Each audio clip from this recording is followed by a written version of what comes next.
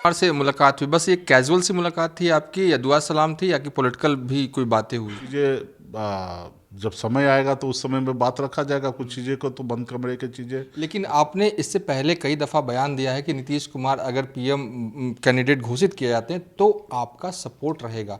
तो एक बिहारी अगर पीएम बनने की राह पर आगे निकलेगा तो मुकेश सहनी कहाँ होंगे? उनके साथ होंगे या उनके विरोध में खड़े होंगे? नहीं, उनके साथ होंगे, हमने पहले भी नमस्कार, मैं कहा। हूं देवांशु। आप देख रहे हैं न्यूज़ फॉर चित भी मेरी और पट भी मेरी वाली पॉलिटिक्स जो है वो मुकेश सहनी कर रहे हैं। हमारे साथ बात करने के लिए खुद मौजूद है मुकेश सहनी। वायु श्रेणी की सुरक्षा मिली, फिर सीएम नीतीश कुमार से मुलाकात होती है, केंद्र सरकार की मेहरबानी। सबसे पहला सवाल ये, केंद्र सरकार आप पर अचानक इतना मेहरबान क्यों हो गई? नहीं, देखिए, ये सब आप लोग आरोप जो लगा रहे हैं एकदम बेबुनियाद है। सुरक्षा जो मिला है वो उनके आईबी के रिपोर्ट पे मिला है। और और इसको कोई अन्यथा न ले कि इसके वजह से ये वो सब, नहीं, ऐसा उचित नहीं है। हाँ, एक बिहार में हर कोने में जाना आना होता है, रात बिरात जाना आना होता है। और हमने मांग भी किया था भारत सरकार से, राज्य सरकार से, कि रात बिरात कहीं पे भी जाना आना होता है तो ऐसे जगह पे मेरे जान माल का सुरक्षा होने के लिए व्यवस्था की जाए। तो उस पर राज्य सरकार के भी तरफ से सुरक्षा मुहैया कराया गया। इसको आप लोगों ने हाईलाइट नहीं किया। रहा केंद्र सरकार के तरफ से भी सुरक्षा मुहैया कराया गया, इसको आप लोगों ने बड़ी संख्या में इसको हाईलाइट कर रहे हैं। रहा कि समय समय पे तो मुख्यमंत्री नीतीश कुमार जी से भी मुलाकात होता है, बातचीत होता है। तो बिहार के मुखिया हैं और भारतीय जनता पार्टी में बहुत सारे पार्टी के नेता हैं, उनसे भी मुलाकात बातचीत वगैरह सब होते रहता है। लेकिन हमारी एक पार्टी है, हमारी एक अपनी विचारधारा है। और आप समझ सकते हैं कि हम अपनी विचारधारा को लेके जी रहे हैं, अपने पार्टी को, संगठन को मजबूत कर रहे हैं। हमारे पास भी एक अच्छा ताकत है। तो आने वाले समय में किसी पॉलिटिकल पार्टी से गठबंधन जरूर हम करेंगे, लेकिन किनके साथ करेंगे ये समय आने पर हम सोचेंगे। अभी हम लोग उस स्थिति में नहीं है सोचने के लिए। अभी हमारा एक ही सूत्री काम है कि संगठन को, पार्टी को मजबूत करना, बूथ स्तर पे, पंचायत स्तर पे। और जब समय आएगा, हम तो चाहते 4 नवंबर को पार्टी का स्थापना दिवस मना के 5 साल का, उसके बाद हम किसी गठबंधन में आए।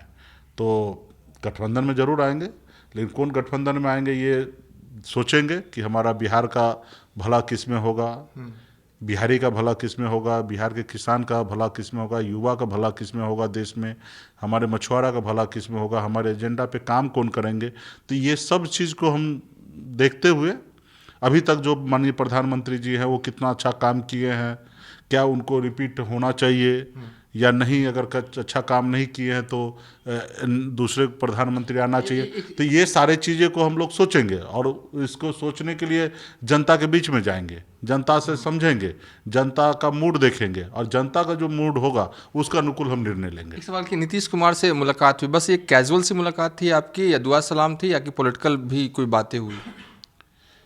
नहीं, देखिए, जब मिलते हैं तो बहुत सारा काम होता है, ठीक है।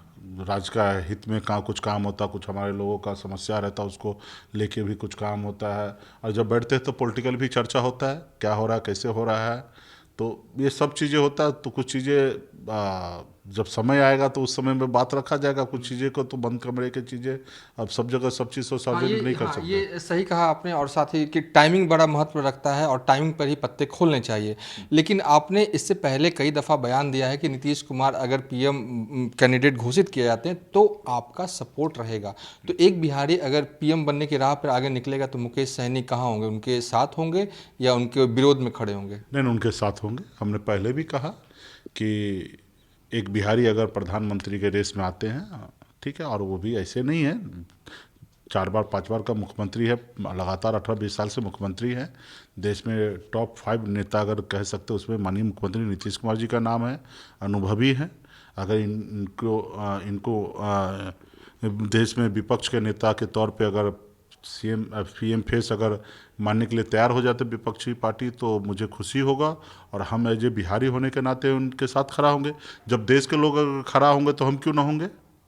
अपोनेंट एनडीए से जो नरेंद्र मोदी हैं वो भी सीएम रहे हैं, पीएम भी रहे हैं, 2 टर्म, तीसरा टर्म की अब होगा 2024 में। तो अनुभव तो उनके पास भी है। हाँ, नहीं तो ठीक है ना, तो एक तरफ तो है ही ना, एक तरफ तो है ही।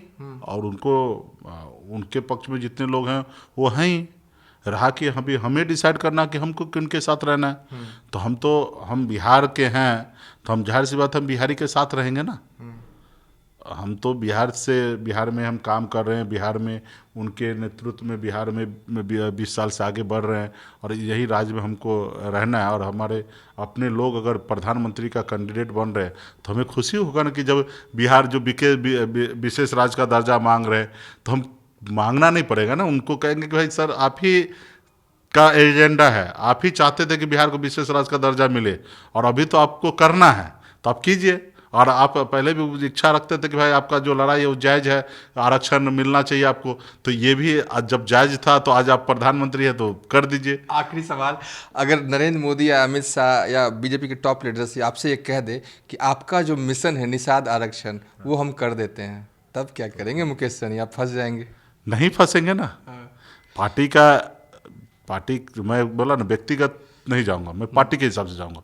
अब पार्टी का एजेंडा है, व्यक्तिगत नीतीश जी के साथ हम जाना चाहते हैं, लेकिन पार्टी का एजेंडा है निषाद आरक्षण, और निषाद आरक्षण अगर लागू कर देते हैं मोदी जी तो जाहिर सी बात हम उनके साथ चले जाएंगे। चलिए, ये है मुकेश सहनी, चित भी मेरी और पट भी मेरी वाली पॉलिटिक्स कर रहे हैं, और अभी वेट एंड वॉच कर रहे हैं। फिलहाल अभी तक के लिए इतना ही। आप देखते रहिए न्यूज़ फॉर नेशन।